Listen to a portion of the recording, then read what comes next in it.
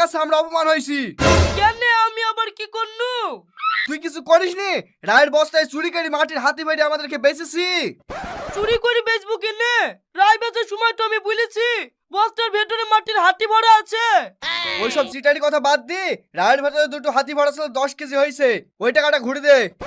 1 টাকাও ঘুরি দেব না। আমার স্বামী তোমার দেখে বুলি কই রাই বেচেছে। বস্তার ভেতরে হাতি ভরা আছে। তোমার কিনা সময় চেক করে নি গানে তোমাদের দোষ। এই এসো ফালতু লোকের সাথে বকো না তো, ঘরে আসো।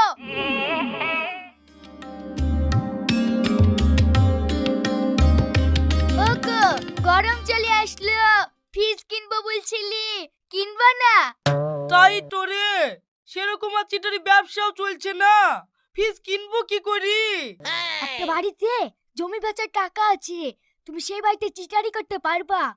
পারবো না মানে? নামটা তো বল, কার বাড়িতে টাকা আছে? ওই পারে আসিন্দ বাড়ি, আজ কি জমি বেচে টাকা লিখতে। তুই খোঁজ পালি কি করি? যে লোকটা আসিন্দের জমি কেনেনি তার বউ আমার বান্ধবী, ফোনে বলছিল।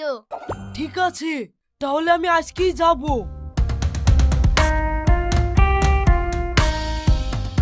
ইয়াসিন ভাই বাড়িতে আছো? হ্যাঁ আছি ভাই, হঠাৎ তুমি?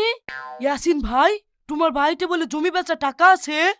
হ্যাঁ আছে তো, তুমি কি করে জানলি? আমি গোপন ভাবে সন্ধান পেয়েছি, তোমার বাড়িতে ডাকাত পড়তে পারে, তাকে নে টাকাগুলো রাতের মধ্যে যাত্রার বাড়িতে সরিয়ে হও। ওগো তাহলে এত রাতে টাকা কার বাড়িতে থুবা? সেইটাই তো ভাবছি গো। ভেবে কোনো লাভ নাই, বিশ্বাসের লোকের কাছে ঠুবা, নাহলে এখনকার যুগ খুব খারাপ। ও ভাই, তুমি সাবধান করে দিয়ে আমার খুব উপকার করলি, আর একটা উপকার করো না। কি করতে হবে বলো? 50,000 টাকা আজ রাতের মতন তোমাদের বাড়ি থাওগা, কাল সকালে আমি লিলেবো। তাই তো গো, এত করে বলছো, ঠিক আছে দাও, কাল কিন্তু লিলিতে হবে।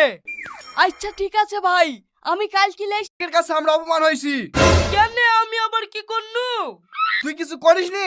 রায়ের বস্তায় চুরি করে মাটির হাতি বাইরে আমাদেরকে বেচেছি। চুরি করে বেচবো কেনে? রায় বেচার সময় তো আমি বলেছি বস্তার ভেতরে মাটির হাতি ভরা আছে। ওইসব চিটারি কথা বাদ দি, রায়ের ভেতরে দুটো হাতি ভরা ছিল 10 কেজি হয়েছে, ওই টাকাটা ঘুরে দে। 1 টাকাও ঘুরি দেব না। আমার স্বামী তোমার দেখে বুলি কই রাই বেচেছে। বস্তার ভেতরে হাতি ভরা আছে। তোমার কিনা সময় চেক করে নি গানে তোমাদের দোষ। এই